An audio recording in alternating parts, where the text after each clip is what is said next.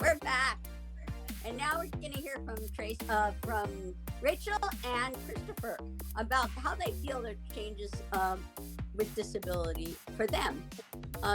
Rachel? Yeah, I mean, I became an amputee 10 years ago, and I feel like the change has been happening quicker than ever, but also way slower than we want it to. When I first, like when I first started auditioning, it was for a lot of non-disabled roles. I'm fortunate where I can hide my prosthetic leg with pants or a long dress or something. And I've played a lot of roles like a nurse or a juror where my disability has nothing to do with it, which is amazing. But lately there have been more roles that I've been auditioning for that are specifically written for someone with a disability, a mobility disability, or a prosthetic leg, which is really cool because I love when it can be included into the story.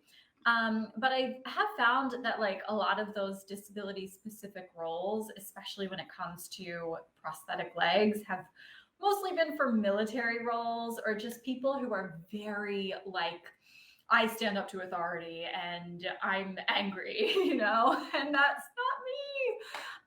So I'm waiting for just more opportunities for disability to be seen as like just something complex, and that's not just one note.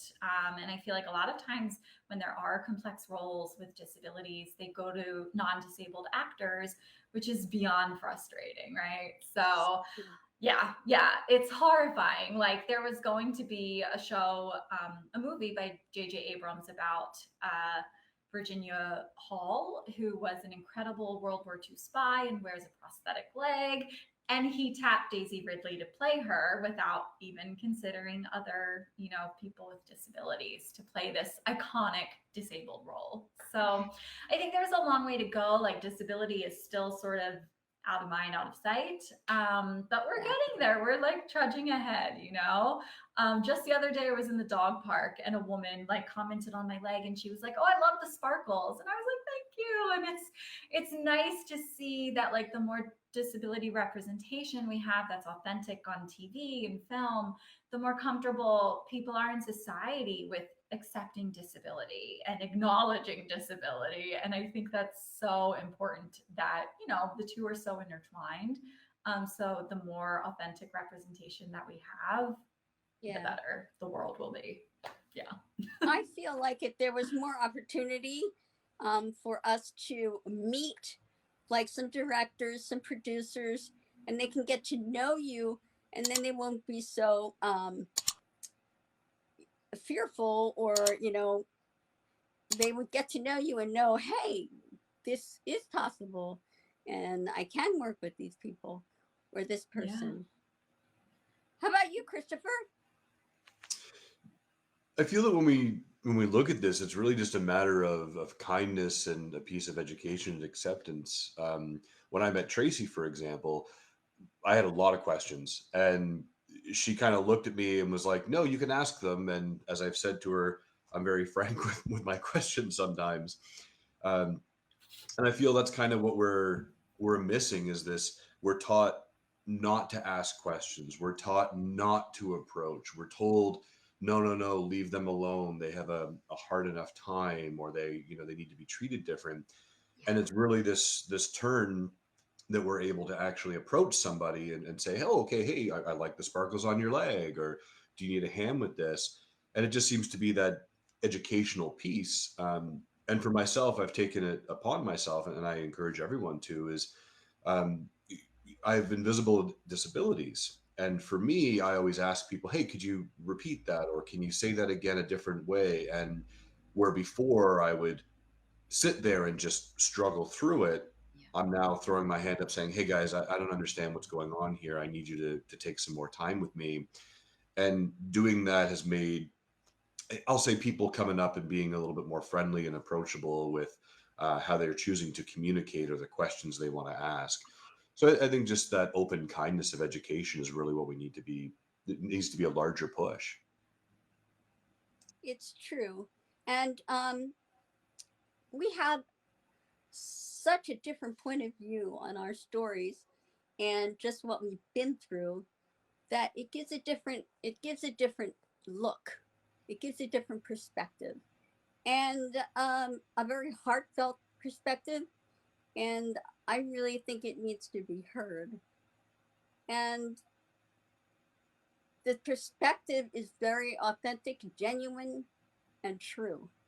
What you go through as persons with disability, as we all have our stories, as everyone has obstacles and things they've come up against. But I just want to talk about the different cities that we're in. For Los Angeles, the most exciting thing here is, you know, entertainment and the people. And I love Los Angeles because there's so much of a variety of things to do. I mean, concerts and theater and film and television. And I'd just like to get a perspective of your cities and what you think is exciting. Tracy? Well, I live in Toronto, and Toronto is right on, Lake Ontario. So we have the beautiful water, and it's a lake. So, and as a sailor, it's definitely influenced my whole life, because that's what I did as a young girl, was sailing camp, and grew up to be a World Cup sailor. And we have the CN Tower and the Sky Dome, which are great tourist attractions. And so there's all the sports that come to the Sky Dome, and all the incredible singers that come and showcase in this town. And there's great discounts for movies to come to Canada, which I know Chris will probably be more versed at and explaining. But we've always got movie trailers in the streets, which is kind of a fun piece of Toronto. So certainly love living in Toronto. And Toronto is very much nobody left behind. And so people, they might grow up in small cities, and whether they're lesbian, bi, gay, trans, queer, plus, or whether they're a person with a disability or a person who's black or white or some other color, Toronto is one of these super accepting places where people from all over come to live. And so as a result, we have incredible restaurants and a lot of diversity in our food. And I imagine that might ring true a little bit in New York, but without the water. Yeah, well, New York is New York. It's fabulous. There's such a diverse population and so many things for people to do. Right, Rachel? Oh yeah, it's true. We do have the Hudson River, which is beautiful, and the East River. So we're surrounded by rivers. It is an island. I love New York so much, but it's sort of a love-hate relationship because it's not very accessible. The city, the MTA is awful when it comes to accessibility with the subways. They just said that within the next 30 years, they're going to try to make at least 50% of the stops accessible. I think I'm getting the statistics wrong on that. But right now, it's like less than a quarter of the stops are accessible, which is really hard for people with, strollers or luggage or on crutches or whatever, people with temporary disabilities too. It's not just for people in wheelchairs, which no one seems to understand. So it's really frustrating that the system is so bad still in 2022. And I also think that, like, when it comes to accessibility, people just aren't thinking about it. I see a lot of folks with disabilities homeless on the streets, and that seems to be the only time you really see disability. So I would love to just, have New York embrace disability a little more, especially with Broadway. Like right now, you don't have to wear masks anymore in the audience, which is hard for some people with disabilities. They might want to see a show but not feel safe anymore.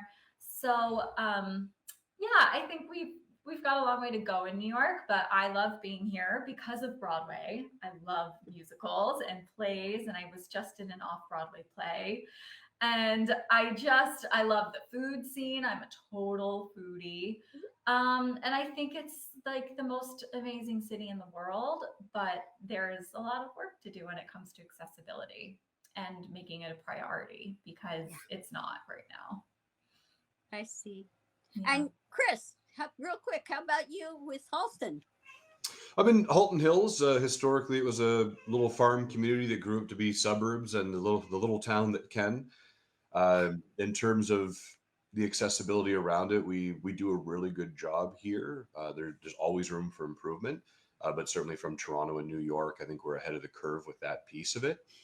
But I mean, Halton is fantastic for trails. If you like hiking and going rock climbing and things like that, it's we're on the escarpment, so it's you got to really be an outdoors nature type of person. If you're not, then it can be a little stale. But yeah, it's neat. Okay, wonderful. Well, I want to thank all of my guests here, and I also want to give a shout out to the Today's Show, the Disability Channel, and which does employment training and for media and also for veterans. And if you want to get in touch with the Disability Channel, you can email Jay at thedisabilitychannel.ca, and you can look on the website, the disabilitychannel.ca. And there's another dog. I love it. A kitty cat. Can you hold up your dog again? Cat. My cat decided to join us. Oh, your cat. I can hear the yeah. meows. No. There she is. Hi, beautiful. Yes, we love our pets, and they're all around us. So, all right. Well, thank you so much. This has been a pleasure, and I hope we do this again. I hope we visit again. So, love you guys, and bye now.